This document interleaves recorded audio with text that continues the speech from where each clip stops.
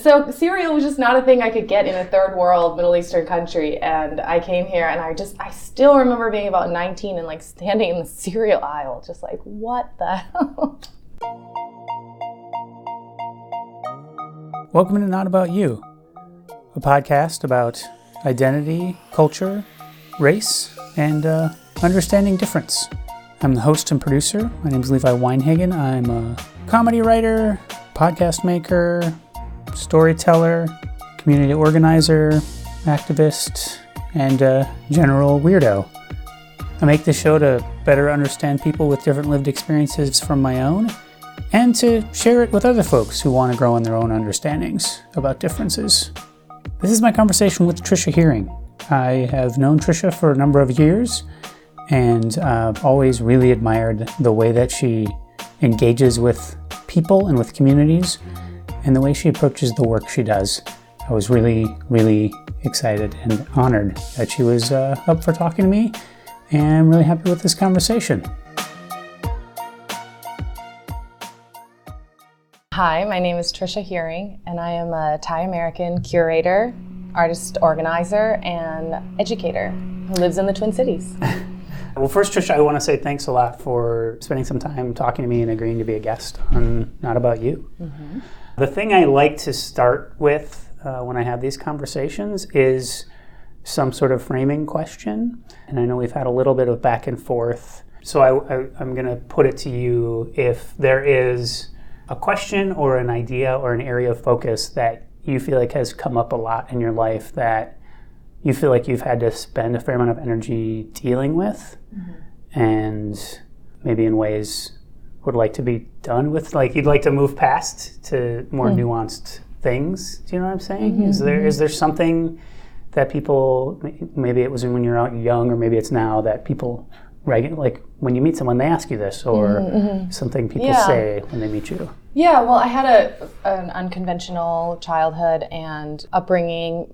The story of how my parents came together and how they, brought me into the world is very much chance and a series of events that led to my existence, and I'm aware of that almost every day, the chance by chance that I exist. So it leads me to sort of a mashed up identity, and I don't make sense in a lot of ways in terms of boxes and categories. So, when I first moved to Minnesota in the late 90s, a lot of people asked me, what are you? And I found that really disturbing, but I didn't really know why, because context always matters to me as a curator. And if you think about the late 90s and where we were in terms of how we thought about people's identities, it was much different than it is now. So I was navigating as, an American who had never lived in the US, and the way that people wanted to understand me as an American was either through what I looked like, where I grew up, where I went to high school, those types of things, and whether or not I was a real American, which is a question still now, but in very different ways. And so in a lot of ways, I'm grateful that I've had all this time to, understand who I am.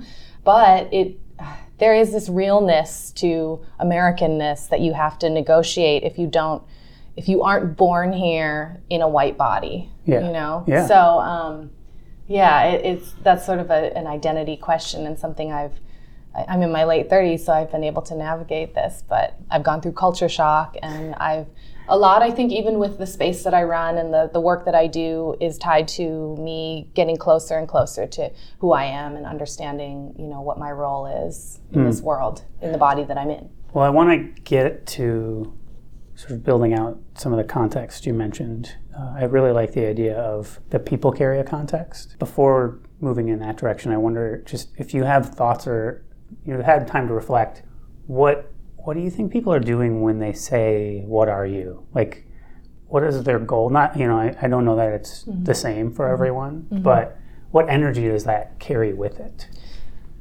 I think what I used to always think was that people want to understand where you come from or what your background is, so then they can apply their stereotypes to that. They know how to react. Yeah, exactly. They know what proximity you have to them or how much they might understand your perspective. I don't know. I think One of the things that's interesting about me is that and I always say this, I'm racially ambiguous. So you can't really tell where I'm from ethnically. And people would say, or people would ask me if I was Native American or if I was Hawaiian or rarely Asian. I'm, 5'9", because my dad is a 6'4" white guy. Yeah. And my mom is 5'1". So as a Thai person, I'm tall, which doesn't fit an Asian stereotype. So ridiculous. You must not be Asian. I'm not Asian. And then to add to that, I grew up in Egypt. And a lot of times people would know that detail about me and then assume that I was Egyptian. So I think for a lot of people, it's trying to make sense of, well, who is this racially ambiguous person? Yeah. And I know the intention is to get closer to someone. You think is that rather than? I think so. What do we have in common, or what do we have not in common? Like, it feels like it's one of those two things. I don't think the intention was usually malicious. It was interesting. I was actually in a coffee shop the other day, 2 days ago, and there was 2 women next to me talking as I was waiting for a coffee, and one was white and one was a POC. And at the end of their conversation, I don't know how well they know each other, but the white woman said, "Well, where are you from originally?" And the woman looked at her and she's like, "I'm from here." Yeah. She's like, my parents are from India or something like that, but I'm from here. Yeah. And so it was just interesting that I was like, wow, that lady, because this is a woman of color, and she asked her, "Where are you from originally?" Like, why didn't she just assume that she was an American? Yeah. Or that she's from here? Or was she trying to ask her? Right. Maybe she meant what city. What is your... But probably not. Yeah. Or is she asking her ethnicity? And it was funny that I happened to overhear that conversation just because of my lived experience. But it was like, oh God, how many times have I heard that question? And then I just thought about it, and I thought that exactly. I was like, what was that woman's intention? Why did she want that? And why is it that if she was talking to a white woman, would she have asked that question? A woman that was an acquaintance. It's because you are different that then there's this need to place you. I don't know. It's really weird to me. I will tell you, I am rarely asked, "Where are you from?" Unless it's clear if I'm out of state. Yeah. And someone knows I'm somewhere for something, then they'll say, "Where are you from?" But otherwise... And I'm a very clearly white man. There's no, people see me, that's what I am. So one of the things that jumps out at me is you notice that question because of the way you've encountered that question so often, where I think somebody like me, sort of this broad generalization, but just a white person in that coffee shop, they might not even hear that because it doesn't jump out to them as bringing up any past experiences. So I think we think of what do you experience directly, but that's also one of those sideways things that just kind of bangs up against you while you're out on your day that I don't even have to think about or carry an awareness of. Yeah. I'd have to be looking for that for me to see it. And you have to be trying not to see it to avoid it, which seems like some weird pronounced difference in, I don't know, just daily experience. Yeah, no, that is different, of course. I mean, we pick up on things differently. We notice things differently, of course. Yeah. I wonder with that idea of being sort of ethnically ambiguous or racially ambiguous, do you feel like people tend to assume you're part of their group if you're in a setting that's predominantly one ethnicity, or do people tend to assume you're not a part of? Do you have any observations about that? Yeah, I think, this is something that I'm very familiar with because often a lot of mixed race people do identify with the experience of code switching. Yeah. And that we're really able to sort of be chameleons in rooms. Right. I've told people before that I do, as a woman of color, I do walk into rooms and I feel whiteness if I'm the only woman of color in the room. I'm aware of my difference always. I do notice that when I'm in places. I also could be in a whole room of white people and they probably wouldn't look at me in the same way that, like a black woman walked in. She'd be much more noticeable because I'm light skinned. The politics of skin tone are, that's even deeper. And so, I definitely sort of have always code switched. I think it's always important, and I've had conversations with other women about this, but having a white father, it influences your identity in a lot of ways. I grew up watching how he navigated space and rooms, and that's something that I then emulated. So I have that privilege as a woman of color to have been raised by a white father. I think that changes your point of view on the world. But then also in navigating my identity, it was this like half and half type of thing always. And people, I've heard it said before where people have said to me, well, you're basically white. Or people have said like, well, you're kind of Asian. And when other people try to compartmentalize your identity, it's insane. It's so weird when somebody tells you what you are or aren't. And it's also very weird when you're told that you're not enough of something or something else. Yeah. You question your own identity in so many ways. I mean, I still remember when I first went to college, I went to McAllister in St. Paul, and they had like student of color groups. And I remember the first time I heard about it, it was like they were talking about POC, and I was like, am I a POC? Like, I actually had to like figure that out. Right. I didn't know, Well, and that to me is such a, like, who gets to decide?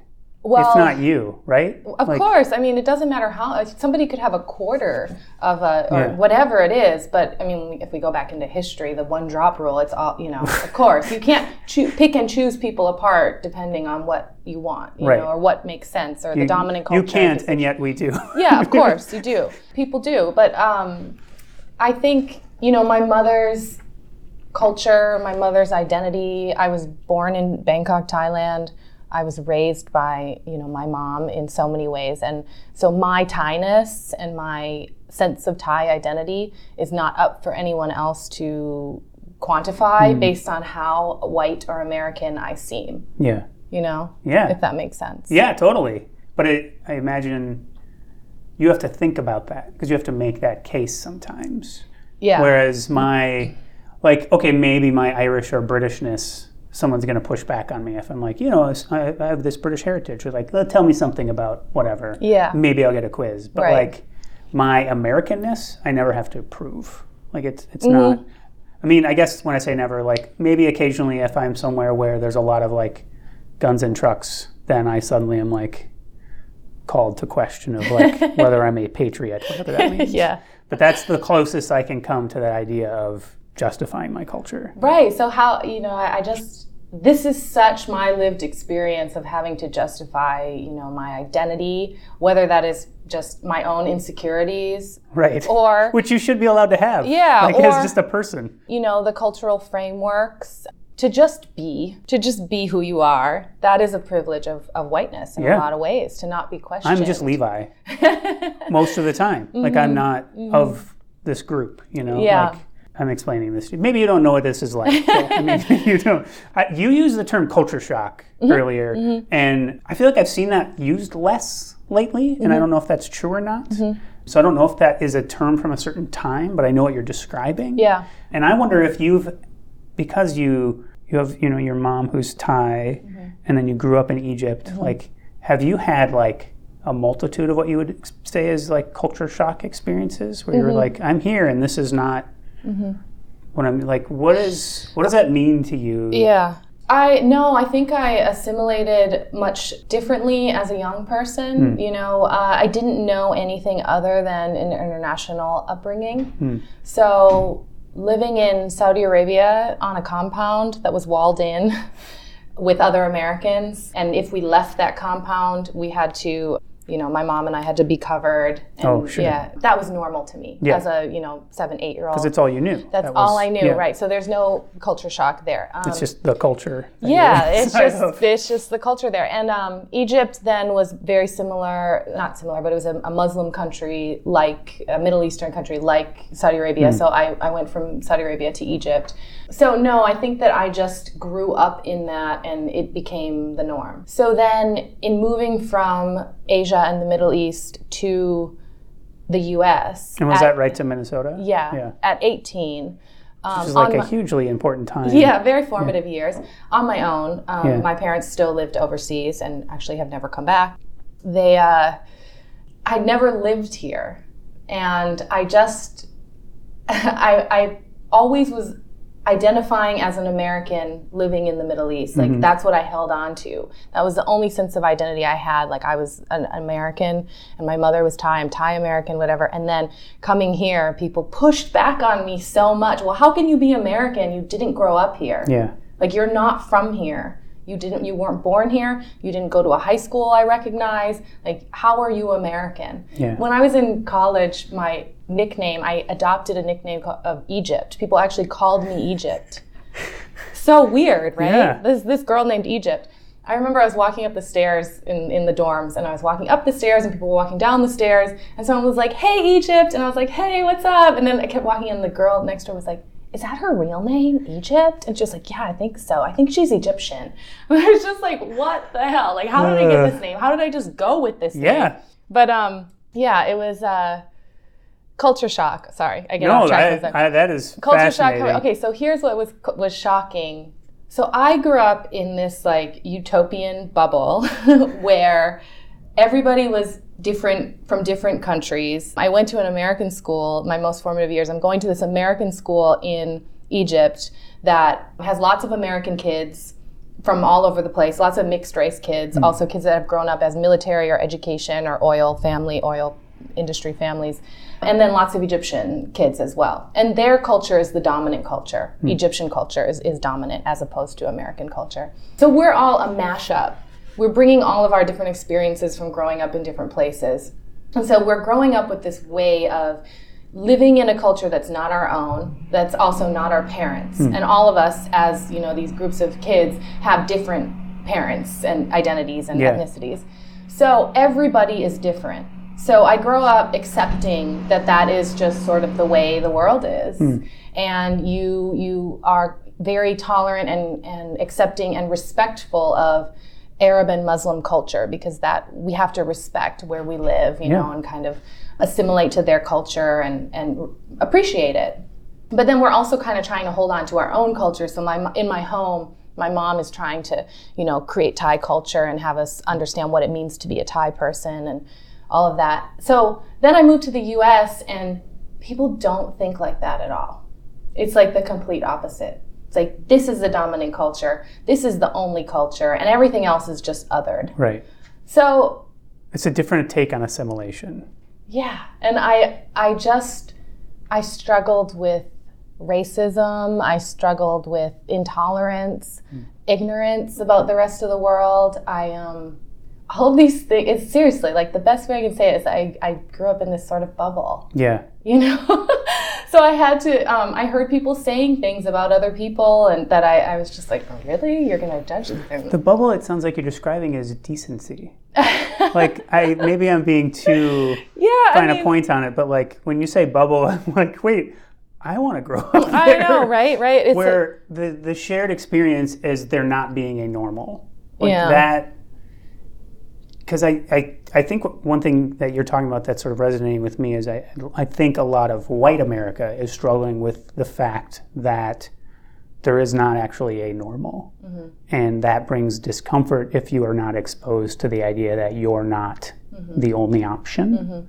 And growing up in a context where there isn't any only option. There's a dominant culture, but it's not so profoundly used to erase others. Right.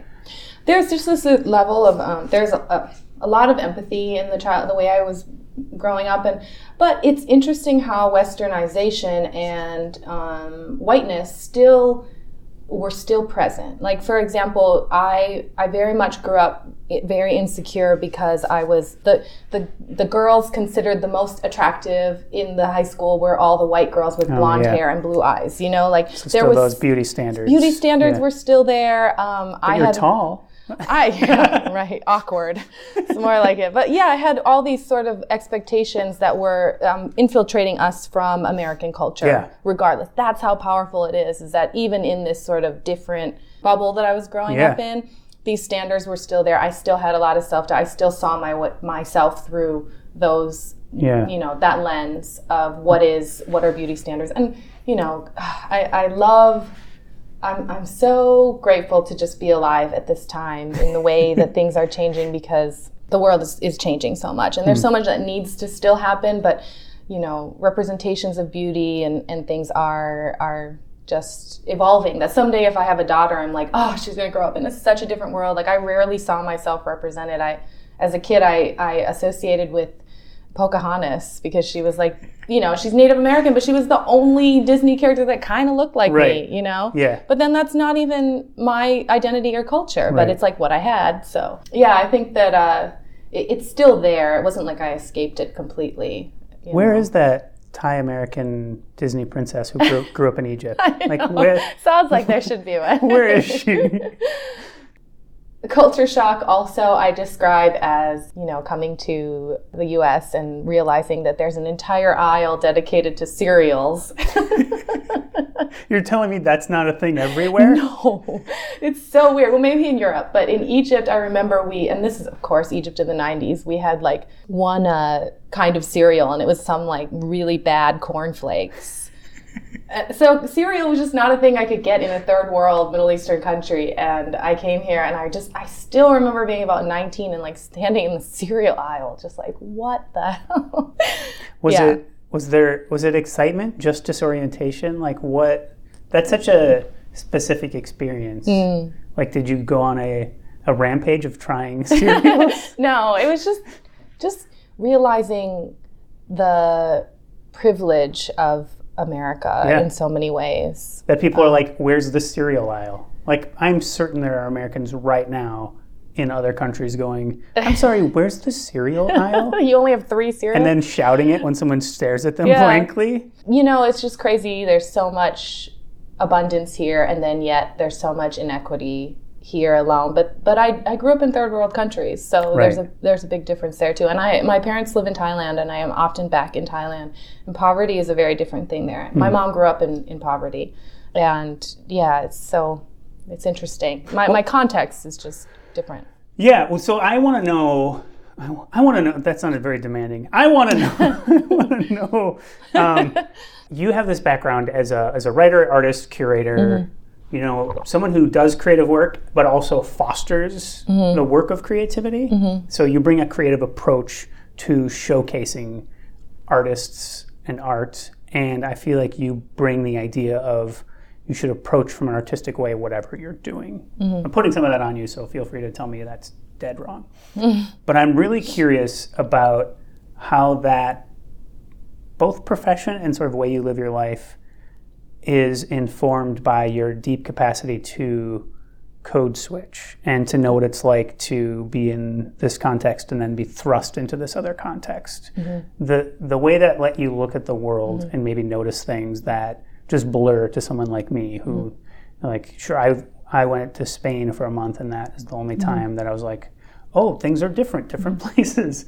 It feels like it naturally lends itself to curation. And I wonder how much consciousness you have around that, or how subconscious that is. Like, do you feel like you were built to be a curator in some ways? Yeah, I do actually. And I found my way into the title of a curator. I wasn't ever like, I'm going to be a curator and that's it. I just started. Not a lot of kids. No. Maybe more now. I actually wish I would have known about it when I was in high school. I might have actually done it, but I didn't know about it, and I sort of organically found my way to where I am today. And I think there's a couple things. I mean, one that I think my life and my childhood and the way I grew up allowed me to be okay with instability, with some risk, with not knowing, with sort of a fluid life, because I always had to adapt and assimilate. And so I've been able to just have a lot of uncertainty where a lot of people are like, I need to figure out my career. I need to know what I'm going to do or what I'm going to be. I need this title, whatever it is. So I've taken a longer time to find what I really feel is my work and my path. And so I feel so grounded in the work that I'm doing. And I do feel like my role is to be a curator. But more so, I think my job is to change the role of the curator, because I think that I obviously think art is powerful. I think it's the key to a lot of understanding, empathy, and compassion. But the curators or producers, these are the people that really shape and control the narratives. They're considered gatekeepers. They always have been. I don't think that there should be gatekeepers. I think there should be facilitators. That's an awful idea that there's someone like blocking or judging. Yeah. That has for a long time been, and the word curator pretty much has meant judge. Like, when you see non-curated, that means we're not judging. Yeah, in a way, it has a lot of problems around it. But I'm really interested in the complexity of individuals, and that we are not one thing, you know?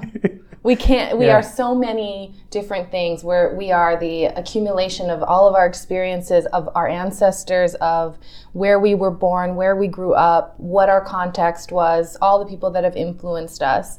And so I want to curate a space, I want to curate a platform that allows for all of those complex identities to coexist, you know? And I don't like boundaries, I don't like limitations, you know, and all that. If you think about the way I was raised, the way I see the world, I just think that things are limitless. And I think that the more we allow ourselves to explore what the potential of something is, you know, the richer, the deeper, the more informative it is. So yeah, I think that if that helps explain how that ties into the work I do and how I see being a curator. I sort of just like create platforms, create space for people to tell their stories in whatever form that is. And traditionally, gallery spaces and the art world is very much about categories and about like, this is what type of gallery we are, this is our role, this is our mission, we only show this art, these artists, this. And I just want everything to be multi-layered, I want it to always change and evolve, and I see that in myself, I see that in the way that I've experienced the world growing up as well. Yeah. The individual desire to always be growing and changing can be used as an organizing principle as well, that you're not set in any one way. Right. It seems like such a discord to me that there is so much institutional control around what is determined to be capital A art, when the whole idea of art is open to possibility. Well, it's completely, it's problematic because I can't believe it took us this long to get to the word problematic. Art as an institutionalized concept is problematic because art was defined through money, through art patronage. And in a lot of ways, our entire understanding of art history was influenced and shaped by colonization. And determining, what is, even if you think about museums, a lot of times I am curious about all of the objects from other cultures. And if you look at labels, you're like, donated from this so-and-so family, and they sound like European or white family names, and they own these objects that are from Africa or Asia, and it's like, what? Yeah. It's like you're seeing colonization on the page. On display, yeah. And also, we have evidence of artists like Picasso, how much he appropriated from African culture. And, there's like all of these things in art history that are all wrapped up in appropriation and colonization. Sampling. He's just remixing, that's all. Yeah, so what has now emerged in today as, the standards for contemporary art, the standards for what constitutes merit and rigor and all of these different things have been determined by white supremacy in so many ways. So the fact that art can even be looked at and judged in this way, it's never been inclusive of what everybody thinks is art. Yeah. And a lot of the things that have been determined to be art and put in museums, they were maybe something that was like utilitarian or it was craft, or it wasn't necessarily art. I think it was Kathy Munchausen who told me there's no Hmong word for art. Like that is not a word because they never had the luxury of creating as a people that's always in diaspora and refugee status. They never had the luxury of creating art. They created artful things that they needed either to keep their stories or to make something functional or to make money, or you know what I mean? Yeah, I got to see the Folk Art Museum in Santa Fe, and I love the stuff, and I loved being able to see the stuff from a bunch of different cultures that were mostly either utilitarian or something that was utilitarian made to be kind of beautiful. But I felt a certain way about it being like museumified, like it was deciding what had merit and what didn't. And I don't have any clarity around, well, how do we see these things? Because I wouldn't have just stumbled upon some of that. Someone was putting them together and cataloging them for me and saying, you should look at this. Yeah. But there was then a weird like taking possession or taking control, or I don't know, there's a tension there. Yeah, there is. Yeah, so it's something that I wish if I had more time, I would spend more time studying and researching. And I teach right now, I teach a cultural studies class at St. Mary's, and I look into how do we look at art cross-culturally, and how do we think about the effects of colonization on our understanding of art and art objects, and then how does that influence today how we can maybe change, the lens through which we're looking at things. When I was in Thailand last, I went to they have a contemporary art museum there, Mocha, Bangkok. And so I went, and it's a really beautiful museum, but as I was like kind of walking through this museum, I saw so many things that were very Thai and Thai contemporary art, but it was a lot of fantasy art, a lot of anime, a lot of, just a different take on contemporary art. And the curation, also the way they were hanging things, whatever, I felt this sort of like, this is really bad, and I was just like, oh God, I'm kind of disappointed. Yeah. And I had to actually step back and be like, I am looking at this through my American lens, through my westernized perspective. How can I really say this is bad? Right. Because maybe to these Thai curators, this is how they want to do it. And it might not look like a MoCA in the U.S.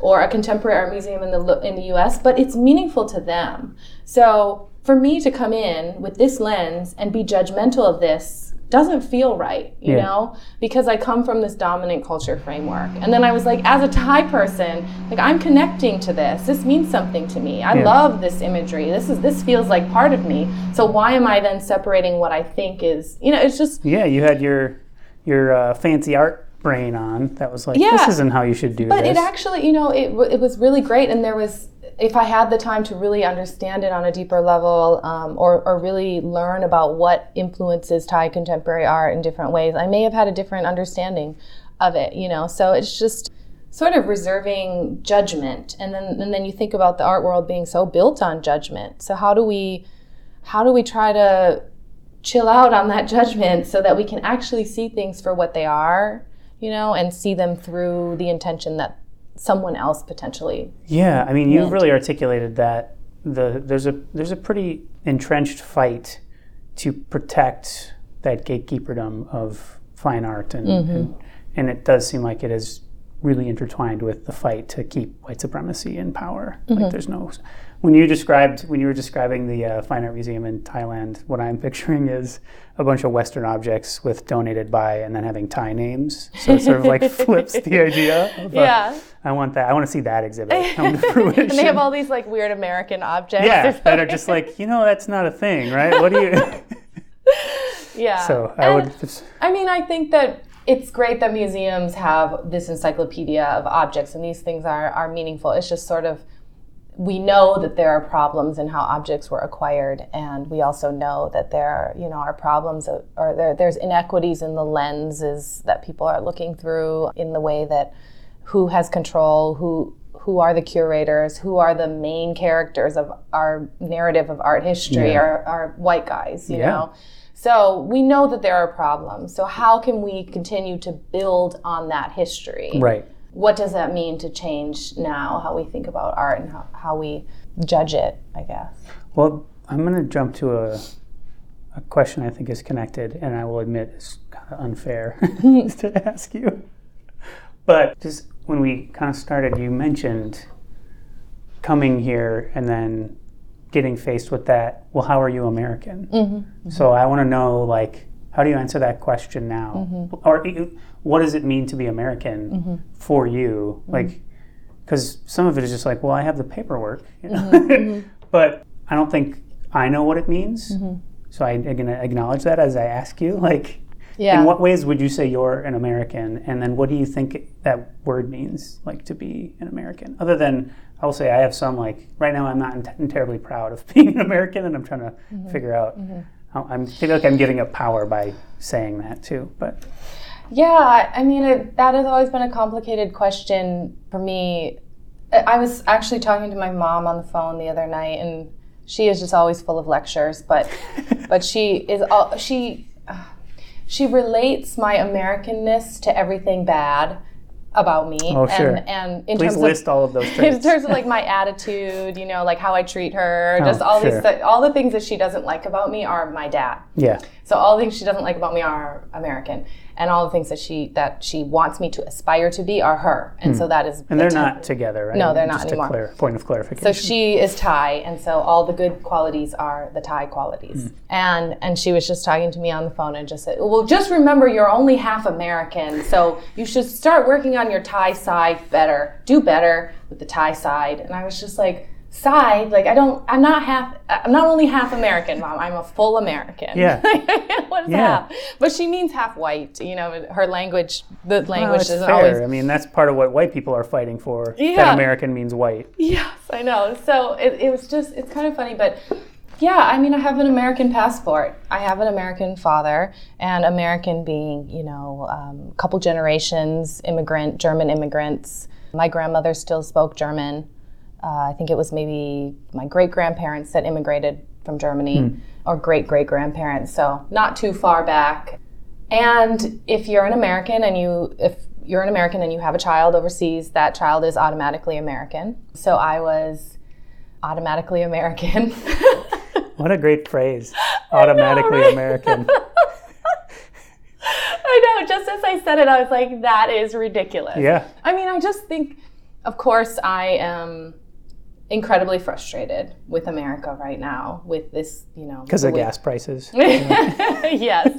No, but it's like judging who is American. We're on native land, right. To all of this disgusting rhetoric about, who was here first. And it's just like, just stop. If you really want to go back, let's talk about what happened to Native Americans. Let's start there. Let's start with Indigenous people, and then let's go from there. I can't handle it. And then, everything. But so yeah, I was automatically American, and then I had to learn to be American while living overseas. So I had to, ask my dad to tape MTV when he would come to the U.S. and bring back tapes so I could watch them and get bits of, American culture from my other American friends, and just try to figure out what that meant to be American. And since moving here to go to college and living here, I consider myself American, but I also am so tied to where I was born and who my mother is and who my ancestors are that I'm very much Thai.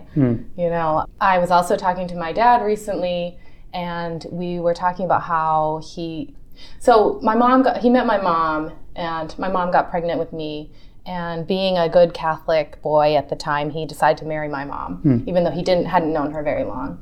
And had he not married my mother, I would have been raised Thai in Thailand, and I would probably speak Thai and have grown up there. Yeah. My mom didn't have much money, or didn't come from much, so I would be a different person. I feel like... Interesting, because of your dad's Catholicism. Yeah, which he's now an atheist, but he was at the time Catholic. Yes, religion made. So because they got married, then, my life changed. We lived overseas. I ended up coming over here as an American. I went through an education system that allowed me to go to college and whatnot, take out student loans and be in debt for the rest of my life, all that. So I feel like I'm American by privilege, I just got this by chance privilege to be an American. I'm like a Thai person that got to be an American. That's what I feel like. Yeah. Because my life could have gone another way, where for a lot of people, their life they are going to be born here and they're American and they feel that right to that Americanness. I don't feel a right to this Americanness. I feel like I got it by chance.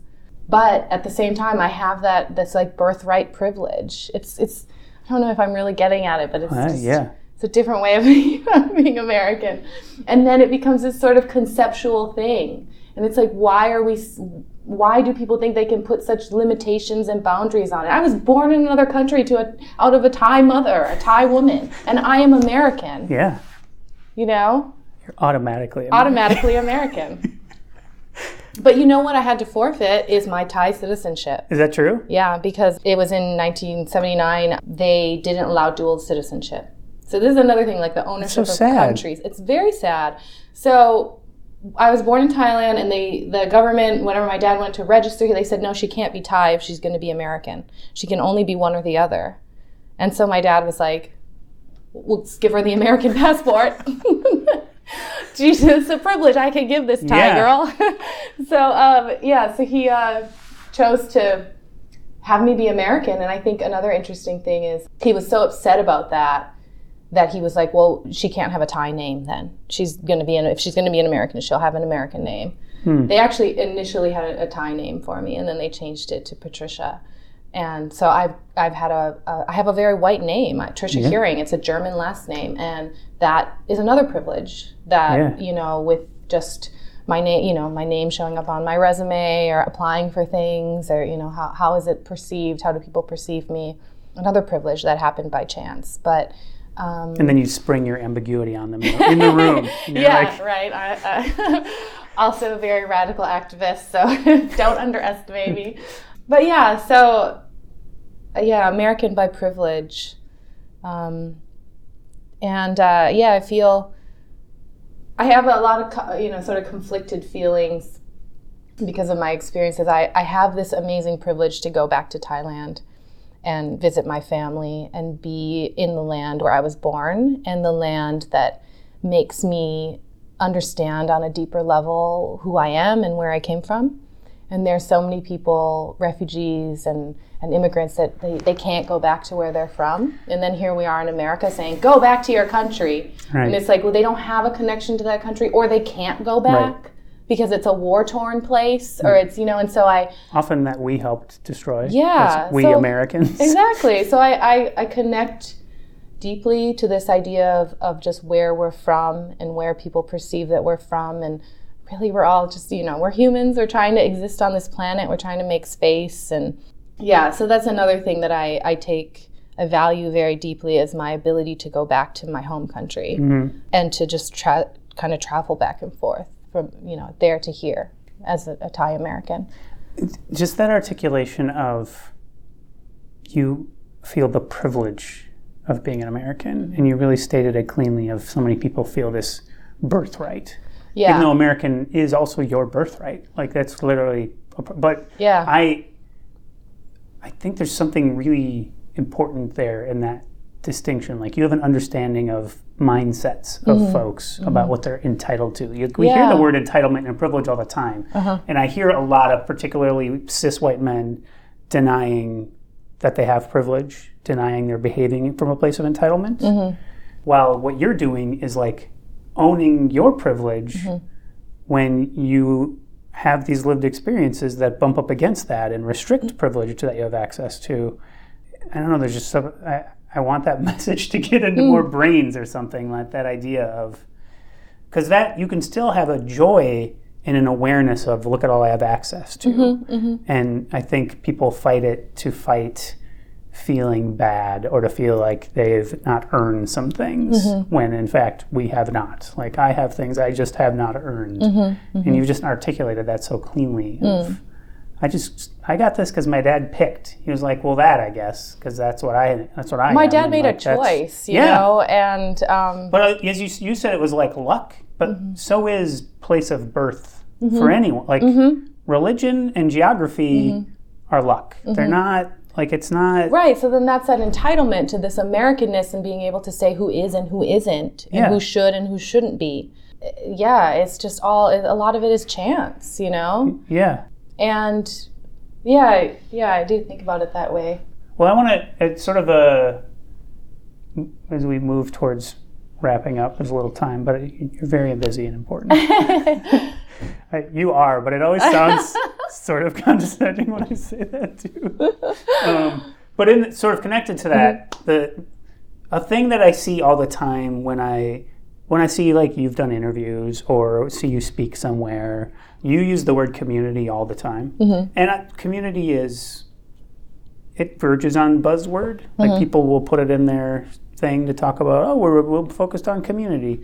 But I see you use it to the point of, it's not about me, it's about community. All the things that you're doing, like, you're building a community of artists, you're working with your community. As an activist, you're very community driven.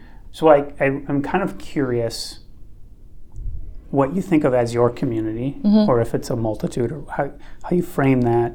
And you're a very powerful and articulate person. Like, you have a lot of... Thank you. Sorry, don't worry, an insult's coming. It's like, wow, that's a big compliment. And so I am someone who has learned of the importance of people power and what comes from that. But I wonder if you have there's that saying, if you want to go somewhere quickly, go alone, but if you want to go far, go together. So I wonder how much that idea is at play for you. So yeah, I don't know, a lot of places when I'm asking you to talk about, like, how do you think of your own communities and why are you so about community? What's your deal? I mean, I am very much about collective energy and collaboration, resource sharing, all of those types of things really inspire me. And community, so my community, I think you can define communities in very different ways. I also have many different communities that I'm a part of. But geographically, I live in Northeast Minneapolis, and I live in the Twin Cities. And so I would say, Minneapolis, Twin Cities, that's a community that I feel very much part of. I feel very much part of artists and cultural producers who are trying to make the Twin Cities just a more viable, vibrant place. I think I'm part of a community of people who are trying to make this place better and more inclusive. And I think part of a community that is actually right now trying to find itself, make sense of itself, find spaces for itself. And I'm very much centered in IPOC creative communities, but also a very, very intersectional communities, very diverse. And it's all, the utopia I grew up in that I'm trying to sort of recreate here as a community. Very diverse, very multi-layered. Yeah, the more unique life experiences people have, the better. And I am just endlessly inspired by artists and their narratives and their way of making sense about the world. And, I think that there's so many cool opportunities and things that can happen in the Twin Cities. I feel like like a lot of us do. There's a magic here. There's a certain kind of energy. And I just feel like if we could close disparity gaps, if we could work towards equity, there's so much potential for this place. So I feel very much part of a community that is collectively working towards that effort, whether that's, in the nonprofit sector as a whole, in the arts community, in entrepreneurship, in, urban planning, just politics. It's all super interconnected here because it's such a small city. Cities. Yeah. Does that define? Yeah, I mean, a community. Such a hard. It's really. I mean, it's my core community, or It's rough. That's ambitious. Right? The idea that if we can really make big equity moves in this place, that'll unleash a tremendous amount of creative power, which touches economics, health systems, like it's all. I'm very much. Yeah, I've all bought related into that idea, and I think that there's a lot of activism and there's a lot of social justice movement happening here, and a lot of it is driven by artists and musicians and poets and writers, and we are all very multidisciplinary, and we're working in different capacities. Almost everyone I know has multiple projects, multiple jobs, multiple things going on, multiple communities that they are part of, so. And I really embrace those identities, that we are complex and we have more access than ever through technology to find out more about who we are, about other people that are like us or not like us. And I think that I'm still here. I moved here almost 20 years ago, and I'm still here in this freezing place. And I've heard you say in various contexts you've not had an intention of staying here forever. What's your... I don't know. We'll see. I'm still here. Is it like you've been, in a positive way, captured by the artists of the place? Like, how have we kept you? And what do we have to do to make sure you're still here while letting you have the freedom to roam? Yeah.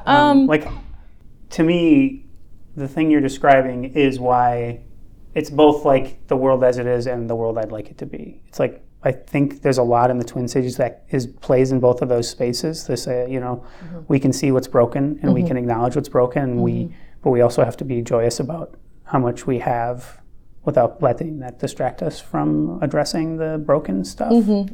So why are you staying here to work on that rather than just trying to go somewhere else where that is already in existence? Or is it because you're aware, like, everywhere is broken? Like, yeah, it's true. I mean, everywhere is broken, but I mean, maybe it's like a little too out there, but I am maybe this is like my Buddhist mother upbringing and believing in our purpose on earth, and whether or not, however you believe in the world or reincarnation, or just like why you're here and what you're, I say often, like, I'm in this body as this person for a reason. My mother was in Thailand, in the poorest part of the country, and my father came from a working class family in Minnesota that had no money, but somehow he found his way to Bangkok. He didn't even have the means to get there. He got there, and he met my mother, right? And then they ended up having me, and because he is from Minnesota, I ended up back here. So there is like, I don't know, it's like I'm supposed to be here. This is where I should be. There's roots here for me, and there's work to be done here. There's like impact that can happen. Whereas if I move to New York, I don't think I'm going to be there to make change. I'm going to be there to make something of myself. And my career and my trajectory is connected to making change in the world and making change in whatever community I live in. So I wouldn't be driven by a self pursuit of, well, I want to be famous this, or I want to be it has to be about improving the conditions for people and allowing a better, space for people to live all equally, and just everybody has access to what they need to be happy and to be full, and so this is a good place to start because we have a lot of work to do. So I might as well stay here doing this, It's the way I feel, driven, and what I'm called towards. And, if I could be in a financial place where I could travel a lot, as often as possible, if I could go stay in Thailand for 3 months and then come back here in the summer, that would be ideal. I would live here, but I don't want to live in the winter for the rest of my life. So I know that I will go somewhere else eventually, but I don't have any intention of leaving anytime soon. I have at minimum another 5 years here in terms of the work I'm invested in right now of, equity in the art world, in the art community, in terms of art opportunities for artists. That's something I'm rooted in here. Well, it's nice of you to put a clock on it for all of us. 5 years, so we know we can build our plans around all your work. Yeah, exactly. And it's it's exciting. This place is changing so much, and there are amazing people in this community, people that I'm inspired by, and people that I'm collaborating with that I want to keep working with. Well, so now's the part where I'll ask you. Where would you send folks? I mean, if they want to connect to public functionary, where do people go to hook into that online? And then if you have other thoughts or suggestions of things to read, things to dig into around culture, around how we see art, both as a curator, as a professor, just as a person. Like, if you have ideas about resources, I always try to, for myself and for anyone else, hear if you have thoughts on those things. I think that, public functionary is active on social media, so it's always great to join the page on Facebook or follow us on Instagram. There's a website. I'm easily accessible through the website. My email is right there, and you can also, follow me anywhere on social media as well. In terms of resources, I feel like I'd have to give you a reading list or something like that. I don't really have. Well, just have everyone email you for a reading list. You'll send a syllabus. Exactly. I don't know. I think it's just about, thinking about how if you are someone that views art, how are you looking at it, and you can't remove who you are and what your life experiences are. And we have a right to make aesthetic judgments, but realize what point of view that's coming from, It's not about not doing it, it's about being aware that you're doing it. Yeah. And why and how. I think so. That's really helpful for me. Yeah. Well, Tricia, I really appreciate your time and all your openness. Yeah, thanks for having me on the podcast. That was my conversation with Tricia Heuring. I really hope folks who are just learning of her from this podcast, well, go check out the amazing things happening at Public Functionary and go engage with some of the work that Tricia is connected to. I want to say thanks to everyone who listens to Not About You, and thanks for everyone who is a part of my community and my universe right now. You mean a lot to me. If you like the show, if you get something from it, if you find it interesting, please rate and review it on iTunes. That lets more people know about it. And also please share it with folks on your various social media channels or face-to-face. Let people know about the show, and let me know about the show as well. You can find me online. I'm at that Levi on Twitter. That's a good way to get to me. You can also send me emails. I'd love to hear from folks. The theme song for Not About You is Rebels of Our Own Kind by Minneapolis-based musician Charlie Van Stee.